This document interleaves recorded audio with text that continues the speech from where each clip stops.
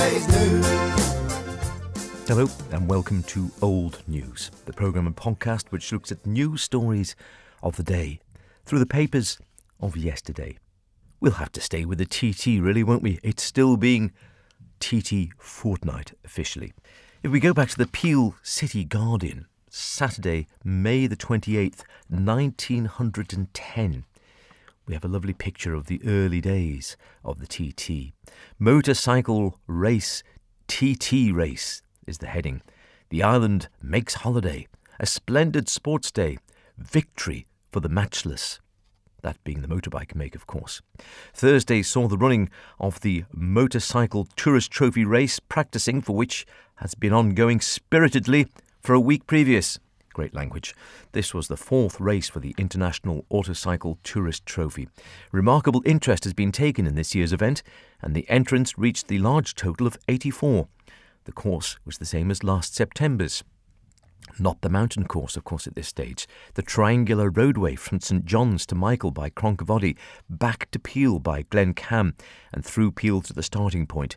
This is about 15 miles. The competitors had to compete 10 circuits or 158 miles, 220 yards. The race is distinctly one for the development of ideal touring motorcycles of the horsepower required by the ordinary user, as opposed to the racing motorcycle, and is not necessarily a race between existing standard types. I think that's varied a bit now, hasn't it? The speed of the competing machines is limited by fixing a definite cylinder capacity of 500 cubic centimetres for single-cylinder engines and a total capacity of 670 cubic centimetres for multi-cylinder engines. In addition to winning the handsome trophy presented to the Autocycle Union by the Marquis de Mouzy-Saint-Marc, £40 is given to the rider competing the distance of the race in the shortest time, £20 to the rider finishing second, £10 third, £5 fourth. A silver cup value £5, 5 shillings will be awarded for the first private owner, and a silver cup value £2, 2 shillings to the second private owner, provided they are not among the first three and that their performance is sufficiently meritorious. Quite right too. Quite good prizes back in that day, I would imagine. And then the whole list of entries is there, starting with Collier and Bennett and Evans and going on through a wonderfully named Mr. J. Slaughter, W.H. Groves, McMinnies, Perryman, and on it goes. It then lists in some detail the accidents whilst practising. Several accidents have taken place during the practice. Woodman, the rider of the Indian machine, who sustained a compound fracture of his right leg, reported in our last issue, had to have his leg amputated on Saturday. Good heavens. On Monday morning there were several spills, but none serious. The most serious accident befell Brewster on a Norton. He smashed into the wall at Ballacrane, buckled his front wheel and struck his head against the wall, the impact causing him to lose consciousness. He eventually recovered consciousness and was removed to his lodgings. And we're told his lodgings are Miss Boyd's, Mount Morrison and Peel. He has since practically recovered, apart from a sore head, one imagines. On Saturday, a collision occurred between Quinton Smith, a Douglas rider, and Adamson at the top of Craig Willie's Sill. Both riders on Triumph machines proceeded around the course together, and on ascending the hill, Adamson was some distance ahead. An accident to Adamson's driving belt caused him to suddenly slow down, with the result that Smith, who was following at a rapid pace, was unable to steer clear of his companion. The violent impact unseated both riders, who were hurled into the roadway with considerable force. Adamson escaped with a shaking and had the skin taken off the side of his head and cheek. Dear me. Smith had the misfortune to have his collarbone broken and also dislocated the end of his shoulder. He was conveyed to his home at the Sheffield Hotel in Douglas. The weather on Thursday was not quite ideal. That sounds familiar, doesn't it? Though the motorists seemed blessed with fine days, a heavy fog lay over the land and the roads were thick with dust. An enormous crowd had congregated at St John's, the starting point, and right along the course sightseers were numerously distributed. Peel people selected good vantage spots, and at Peveril Road, Church Street and Albany Road, where the track ran through the town, there were many spectators. The start was from St John's Green at 10:15, the cycles being sent off in pairs at 20-second intervals. And there were numerous non-starters, we are told.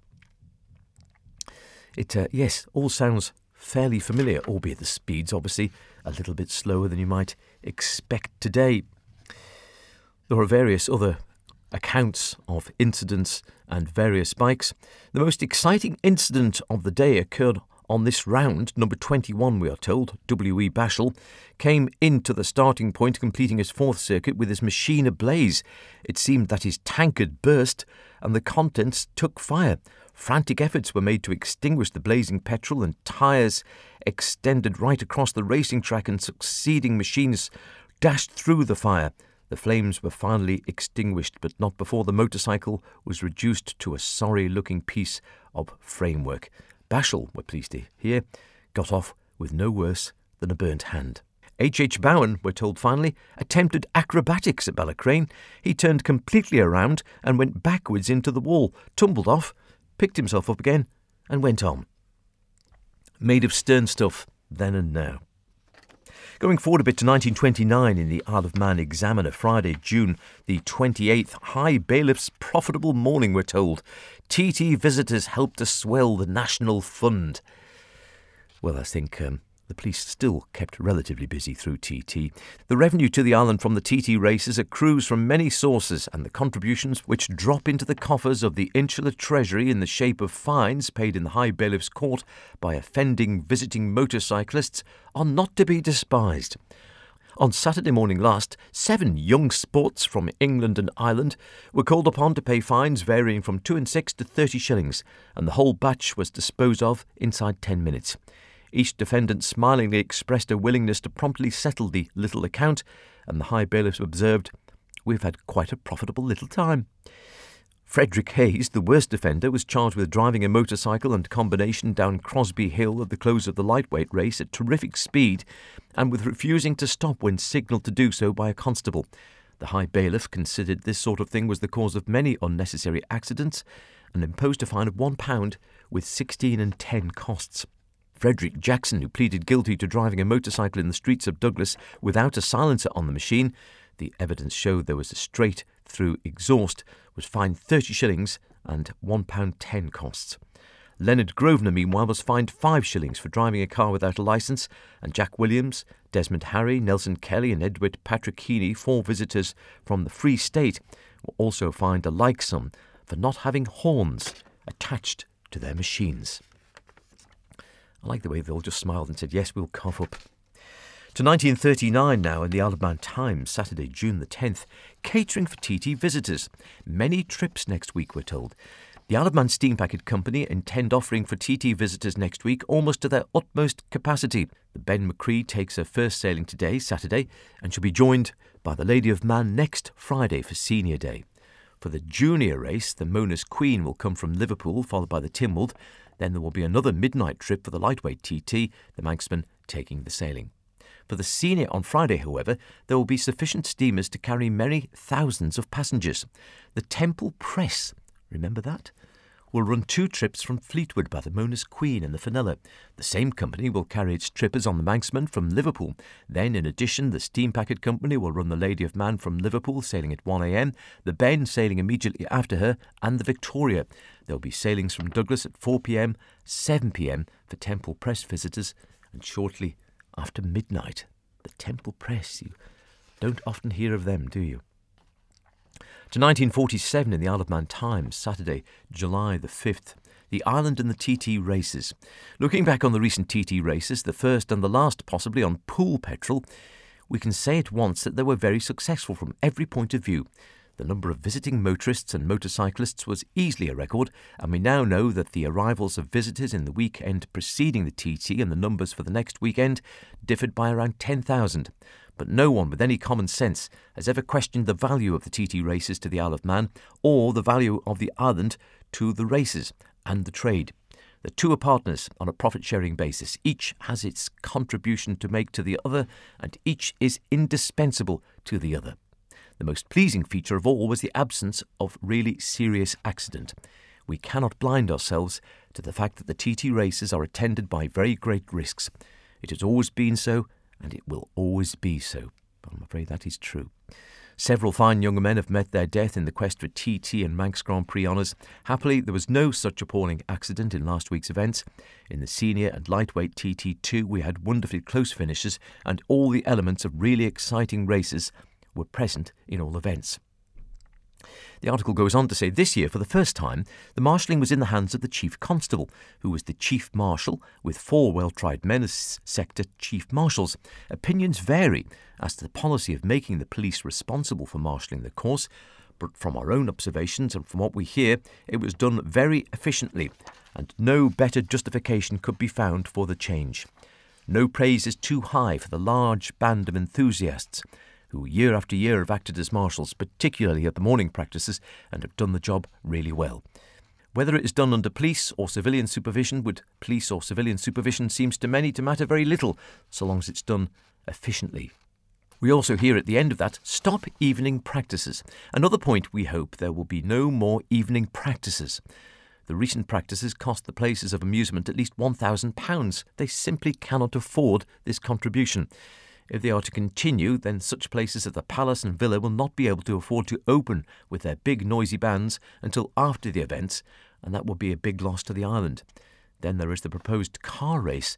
The loss it will mean to such places and to the car trade is going to be enormous, and it is most unfair. Goodness knows the season is all too short on the island if we are to live the rest of the year on the profits. The season, of course, perhaps a thing of the past now. Used to run from basically Easter, I think, didn't it, through until the end of September. To 1955, the Isle of Man Times, Friday, August the 26th. A great display by the Royal Signals. Now, who remembers this? An established favourite with TT visitors is the motorcycle Gymkhana, promoted by Onken AFC. This year, the club successfully revived the Highland Games, and on Tuesday, this go-ahead group brought over the world-famous Royal Corps of Signals motorcycle display team. The club's latest venture was a smash hit. The attendance at the afternoon performance was light, but in the evening between 2,000 and 3,000 spectators marvelled at the skill of the motorcycling signallers. Applause rolled round the terraces again and again as riders sent their machines hurtling through paper hoops, a brick wall and 20-foot-high flames, or as the full team showed amazing judgment as they executed high-speed precision movements on the football pitch. Transport is no problem to this team. Their taximan carried 17 friends on his Triumph Twin. Supporting the display team were local motorcyclists. They took an equal share of the cheers with their surfboard, pram and obstacle races. Would that be a sort of forerunner to the purple helmets? Perhaps so. And then finally, the Isle of Man Times, Friday, June the 24th, 1955. Cycle Week may outshine the TT races, we're told. Are the TT races losing their appeal? The Mayor of Douglas, Councillor R.F. Quayle JP, told 200 cyclists at a luncheon on Monday, the day is coming when these events, the cycle races, may outshine the TT motorcycle races. His Worship presented the awards to prize winners in the Mountain Time Trial.